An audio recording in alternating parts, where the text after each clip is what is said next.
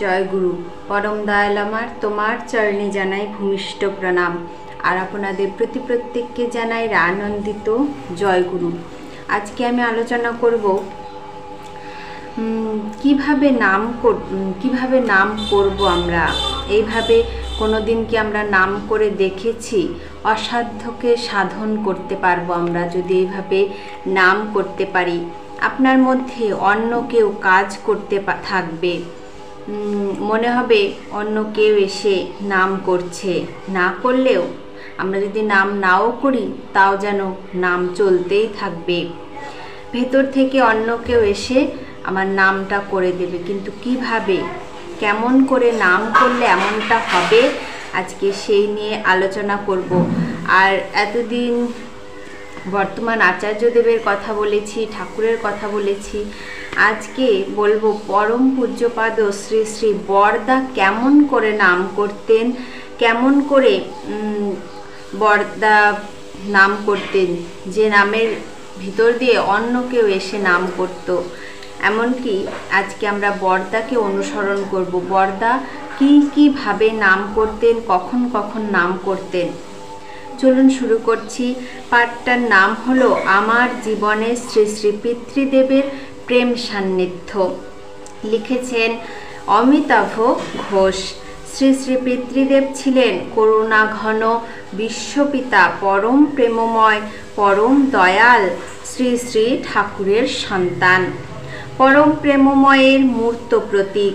শাস্ত্রে বলেছে, আরে জেনে তার প্রাণে চাহি, মৃত্যুরে লঙ্ঘিতে পারো অন্য পথ নাহি। একবার কথা প্রসঙ্গে পূজ্যপাদ দাদা বলেছিলেন, বাবা মানে শ্রী শ্রী মানে বরদাকে বাবা বলেছিলেন আমার শ্রী শ্রী দাদা।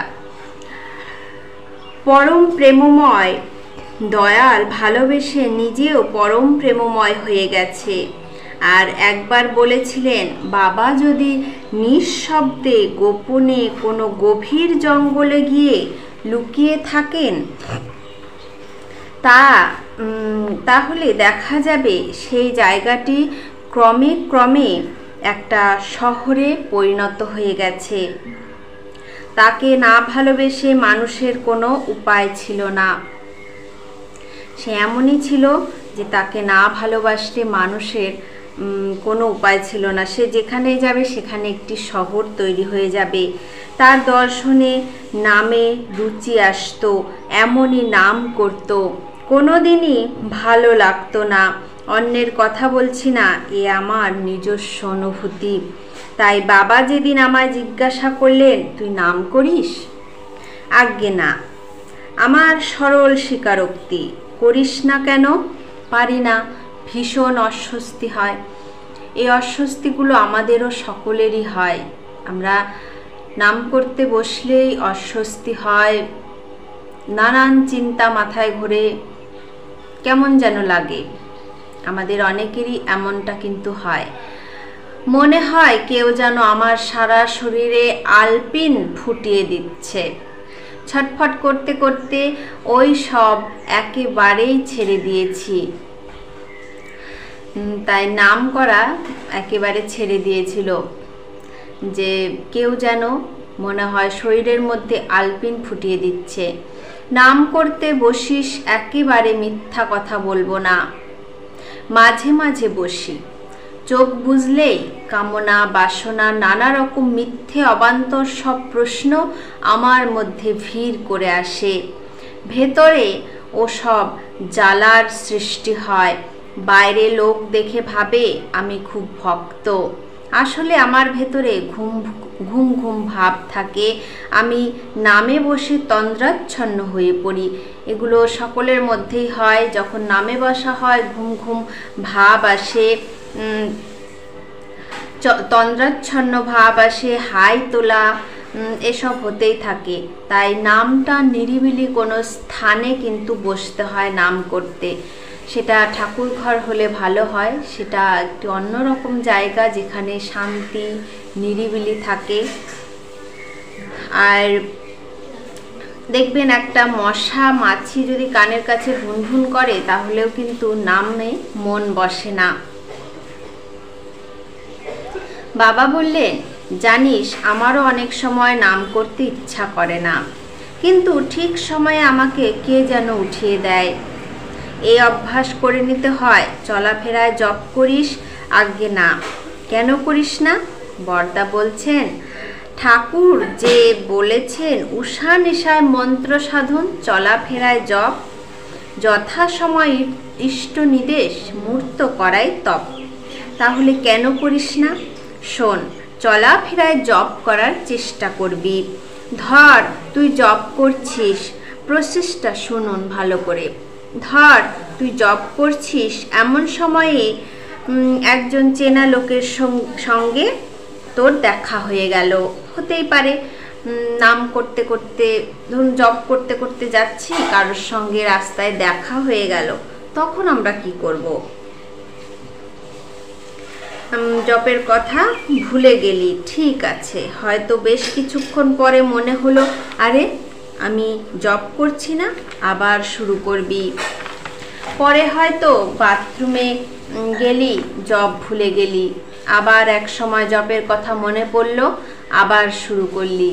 এই রকম কিছুদিন প্র্যাকটিস করতে করতে দেখবি তোর শরীরের ভেতর যেন অন্য কেউ একজন বসে নাম করছেন।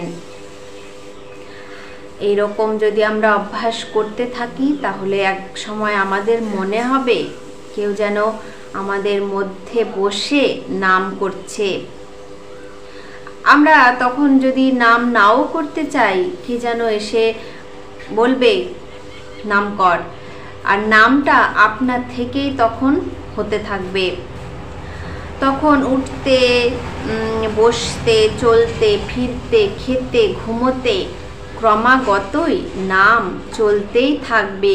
তুই চেষ্টা করেও সে নাম আর নামাতে পারবি না। পেন্ডুম ওয়ালা ঘড়ি দেখেছিস? একবার দুলিয়ে দিলে ক্রমাগত তা দুলতেই থাকে। সেই রকম আর কি, নাম যখন চলতে থাকবে তখন হাজার বাধা বিপদ এসেও সে নামকে কিন্তু থামাতে পারবে না।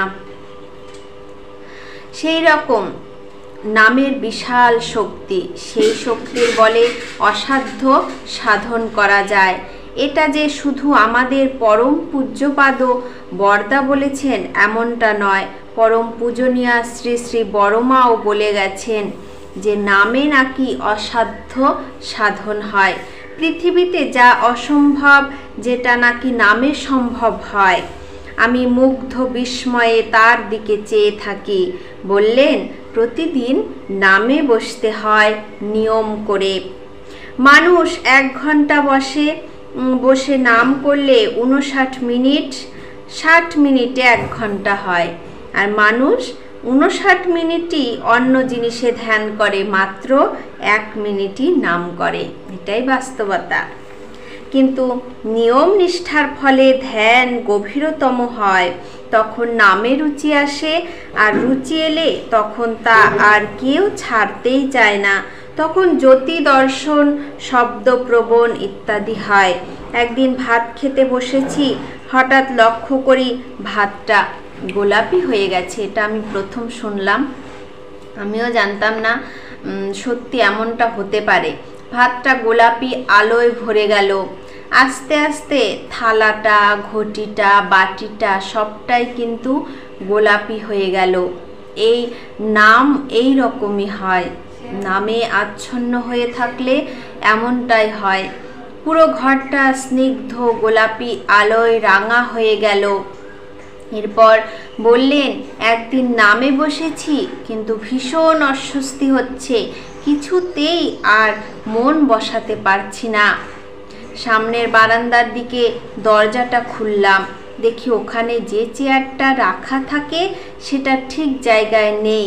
কোথাকার জিনিস কোথায় এসে ডিস্টার্ব করছে, একবার ভাবুন। নামে বসেছে অথচ নামে মন বসছে না, কারণ চেয়ারটা ঠিক জায়গায় নেই।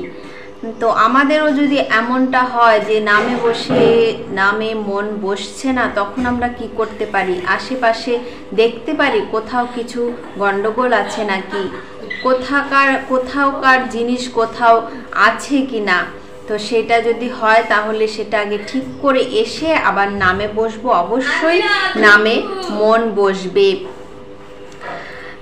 সোজা করে ঠিক করে রেখে এসে নামে বসলাম, তারপর ঠিক ঠিক নাম হলো। তাই সেই জিনিসটাকে আগে সঠিক জায়গায় রেখে তারপরে আমরা নামে বসতে পারি, তাহলে দেখবেন মন বসবে। ভাব নষ্ট, এবার বলি ভাবের কথা, একটা ছোট্ট কথা বলবো। ভাব নষ্ট হয় এই নিয়ে একটা ছোট্ট কথা। বাবা বলতেন, দেখ ভাবই হলো আসল, ভাবেই আসল সব। বাবা বলছেন এমন কোনো সংসর্গে যাবি না, সব সময় ঠাকুরের ভাবে ভাবিত থাকবি, চেষ্টা করবি। এমন কোনো সংসর্গে যেতে বারণ করেছেন যেটায় গেলে আমাদের নিজেদের ক্ষতি হয়। আমি আজ কারোর সঙ্গে মিশছি, সেটা ধরুন সে ঠাকুর সম্পর্কে কিছু জানে না, ঠাকুরের কথা বললে সে অস্বস্তি বোধ করে, তো তেমন সংসর্গে গেলে আমরাও ধীরে ধীরে সব কিছু ভুলে যাব। তাই বাজে সংসর্গে যাবি না, এমন কোনো সংসর্গে যেখানে গেলে আমরা ঠাকুরকে ভুলে যাব। সব সময় ঠাকুরের ভাবে ভাবিত থাকার চেষ্টা করবি। ঘরে বাইরে এমনভাবে চলবি যাতে সবাই তোকে শ্রদ্ধা করে, বিশ্বাস করে আর ভালোবাসে। আমি কি বলি, আমায় কেন শ্রদ্ধা করবে, বিশ্বাস করবে, ভালোবাসবে? লোকে যেটুকু করে সবই আপনার জন্য। তাই আমাদেরকেও এমনভাবে নাম করতে হবে যাতে আমাদের মধ্যেও কেউ বসে, আপনা থেকে নামটা শুরু হয়ে যায়, কেউ আমাদের মধ্যেও বসে নাম করে। আর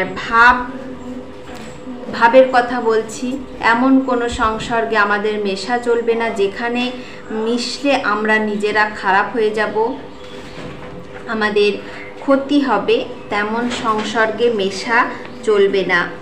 এমন ভাব নিজের মধ্যে রাখতে হবে যাতে আমাকে সকলে ভালোবাসে, শ্রদ্ধা করে, ভক্তি করে, বিশ্বাস করে, এমন ভাব নিজের মধ্যে সবসময় রাখতে হবে।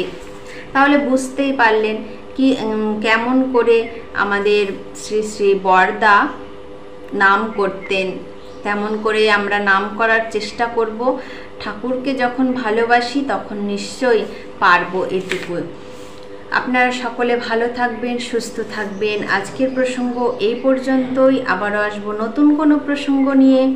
জয় গুরু।